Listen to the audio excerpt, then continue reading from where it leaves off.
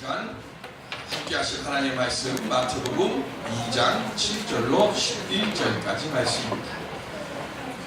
마태복음 2장 7절로 11절.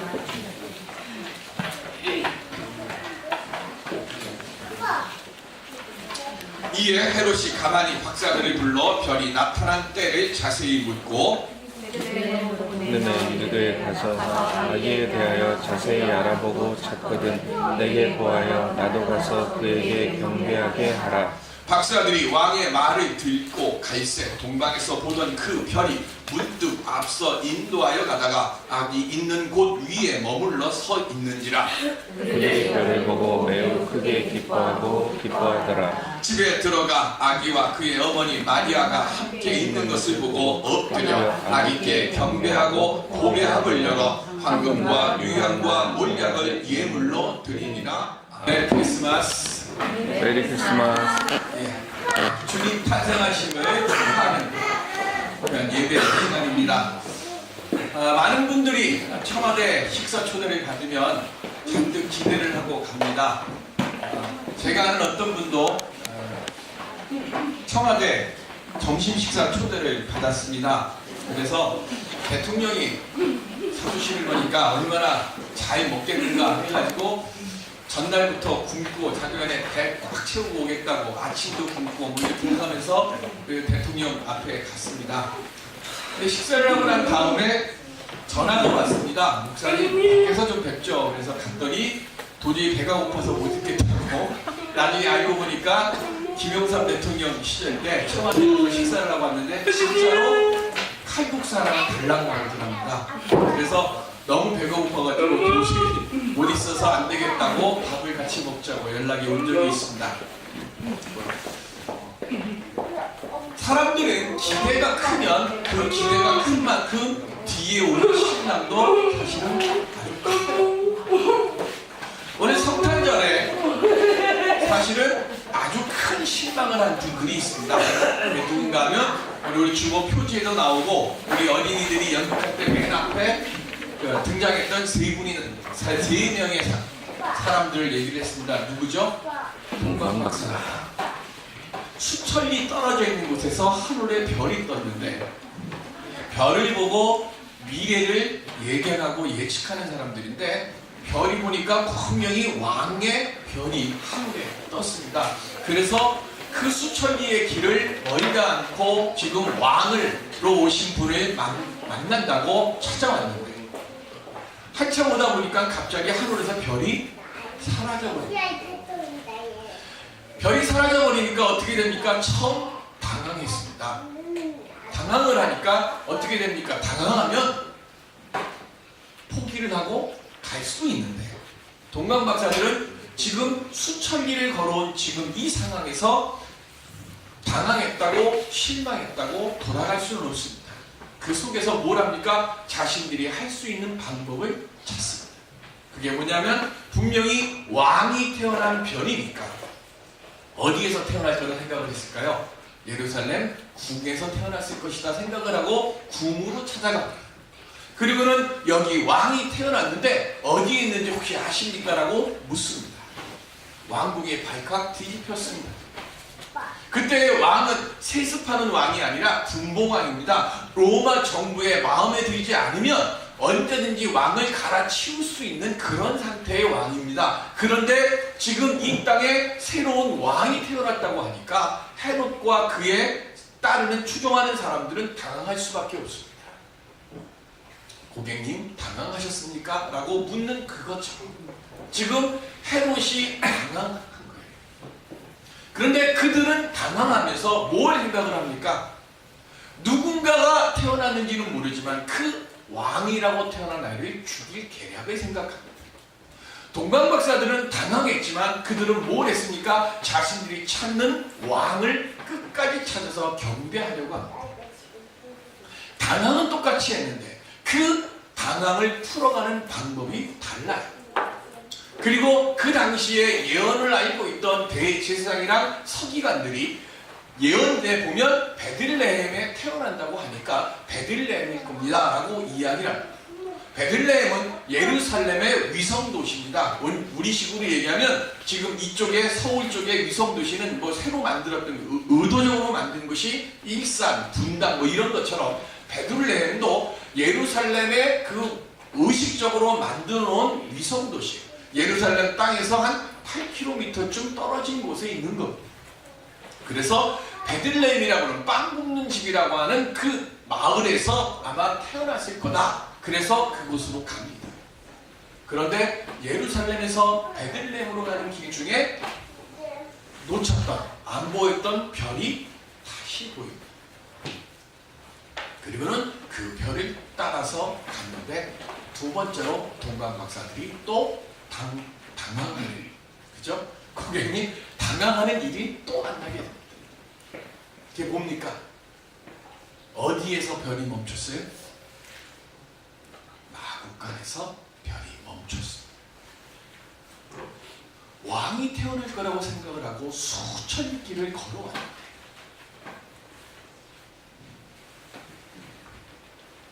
의리의리한 집은 아니더라도 그래도 좀 번듯한 집에서 이가 태어나야 하는데 사람이 사는 곳이 아니라 마구간에, 그리고 아기는 지금 어디에 놓여 있습니까? 말 구유통에 놓여 있습니다. 당황스럽죠. 우리도 인생을 살아가면서 이처럼 당황스러운 일들을 경험할 때가 참 많이 있습니다.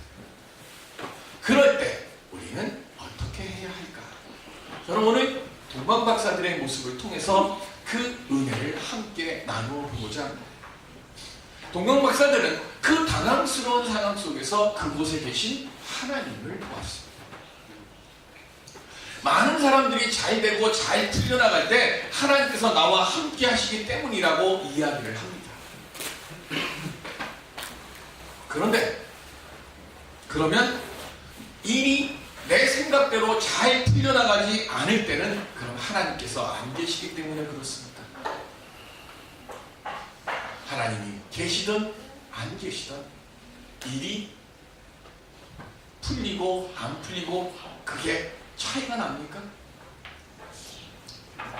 일이 잘 되든 못 되든 하나님은 항상 우리와 함께 하세요.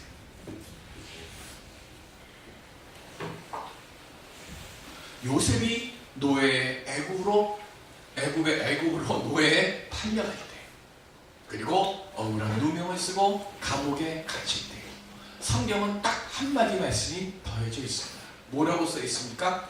여호와께서 그와 함께 하시며 그로 하여금 형통케 하게 하시더라 그랬습니다. 안 나갈 때도 잘 안 풀릴 때도 하나님은 그곳에 함께 하고 있습니다. 지혜의 사람, 믿음의 사람은 실망하고 낙심하는 순간에 그곳에서 먼저 나와 함께 하시는 하나님을 볼 수가 있어야 하는 겁니다. 아무리 가정이 어려워도 남편이 아내를 잘 이해 못하고 아내가 남편을 이해해주지 못하고 그래서 그것 때문에 내가 어렵고 힘들어도 애들이 그렇게 속을 썩이고 경제적으로 힘들어, 그곳에 하나님이 함께 하시고 그 하나님을 바라볼 때 우리는 위로를 얻고 지혜를 얻고 내가 혼자가 아님을 깨닫고 일어설 힘을 오늘 그 눈을 통해 얻게 되어질 줄로 믿습니다. 오늘 예배를 드리는 우리들이 지금 가져야 될 첫 번째 눈이 바로 이 눈입니다. 지난 월요일날 우리 이란이를 논산에다가 맡겨놓고 왔습니다. 근데 내려가는데 이란이가 그 얘기를 하는 거 해요. 오빠 이상하게 가슴이 막 이렇게 탁탁하고 막 속이 꿀렁꿀렁하고 차를 천천히 좀 몰라고. 그래서 제가 그랬어요. 30년 전에 아빠가 군대 입대해가지고 첫 휴가를 나왔다가 휴가 나올 때는 차가 왜 그렇게 천천히 가는지, 철원에서 제가 근무를 했는데 철원에서 여기 마장동까지, 그때는 마장동이 종점이었으니까 마장동까지 그 시외버스를 타고 가는데요, 차가 안 가요. 철원에서 나오는데 왜 이렇게 안 가는 거예요?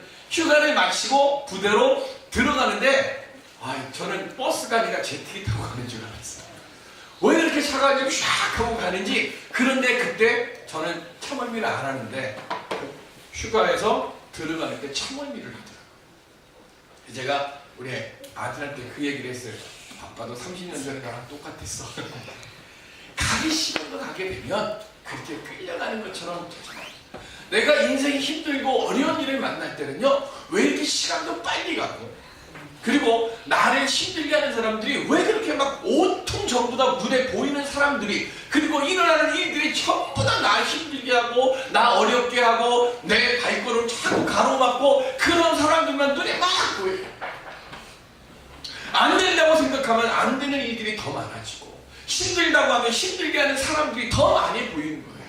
그때 우리가 가져야 될 것은 하나님을 바라보는 눈을, 하나님을 통해 평안을 얻게 주시옵소서 기도하는 마음으로 하나님께 고할 때 하나님께서 우리에게 평안을, 평강을 위로의 선물로 허락하여 주실 줄로 믿습니다.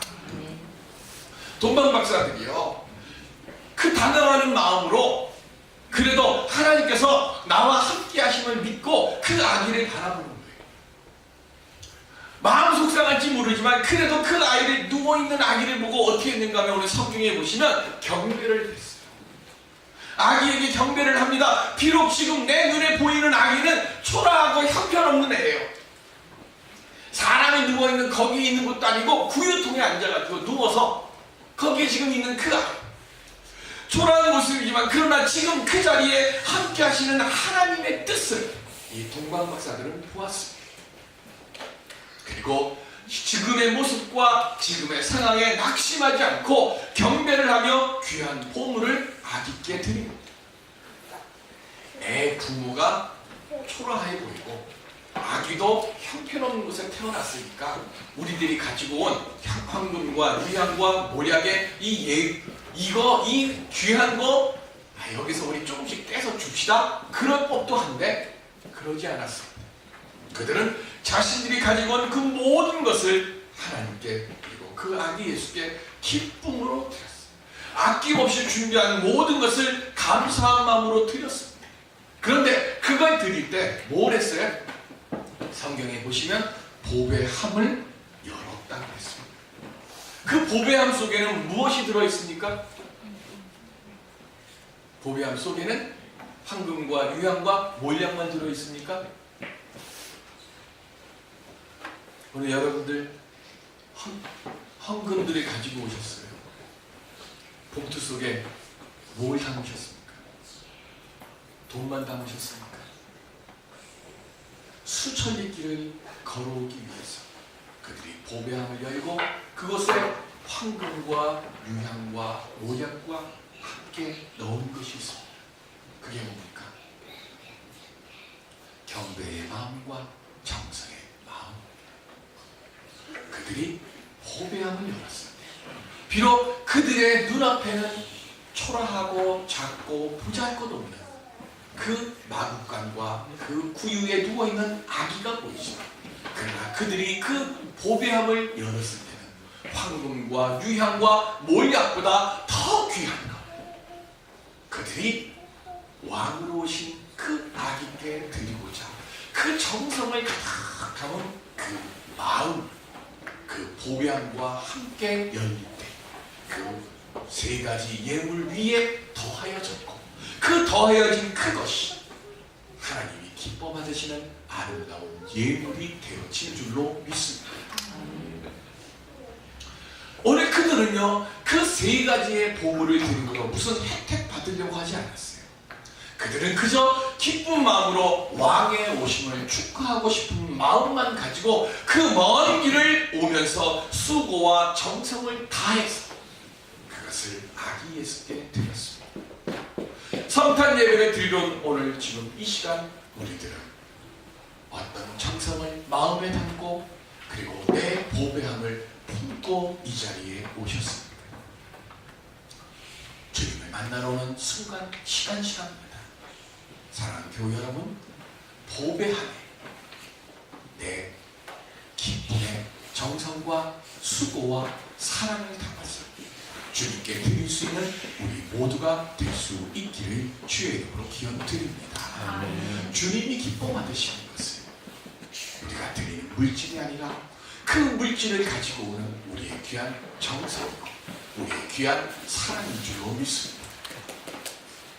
비록 큰 기대를 안고 시작한 일이 마음국간과 같은 작고 초라하고 별 볼 일 없는 결과가 나왔다 할지라도 그곳에서도 최선을 다해 내 가장 좋은 것을, 내 가장 귀한 것을 주님께 드리는 삶을 살아가고자 할 때, 그때 하나님께서 그 선하신 뜻을 기억하시고 반드시 아름다운 것으로 우리에게 응답하여 주실 줄로 믿습니다. 이 시간 하나님의 그 돌보심의 은혜의 기쁨의 선물을 받을 수 있는 우리 모두가 되시기를 주의 이름으로 기원 드립니다. 그렇게 귀한 것으로 하나님께 드릴 때 하나님께서는 피할 길을 예비해 주셨습니다. 동방 박사들이 헤롯의 왕께 나도 경배하러 갈 테니까 아기를 만나면 내게 연락 주십시오 라고 얘기했을 때 그렇게 하겠다고 왔습니다. 그런데 아기를 경배하고 난 뒤에 어떻게 됩니까? 꿈에 천사가 나타나서 다른 길로 가라고, 헤롯에게 가지 말고 다른 길로 가라고 방향을, 갈 길을 보여주었습니다. 보고 듣고 경험한 것 때문에 가던 방향을 바꾸게 됐습니다.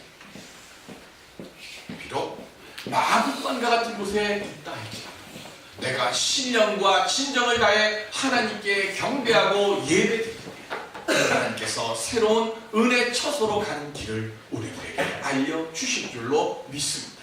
비록 내 자리가 마국간과 같이 누추하고 작고 초라하고 보잘것없어도 내가 하나님께 신령과 진정을 다하여 예배드리고 하나님께 경배하며 주의 말씀을 묵상하며 살아갈 때 그때 동방박사와 같이 하나님께서 우리에게 피할 길을, 살 길을, 새로운 은혜의 길을 보여주시고 우리로 하여금 그 속에서 평안과 기쁨과 소망의 노래를 부르며 살아가게 될 줄로 믿습니다. 오늘 그 은혜의 복된 성탄을 만난 우리 모두가 되시기를 주님의 이름으로 축원드립니다. 기도하시겠습니다.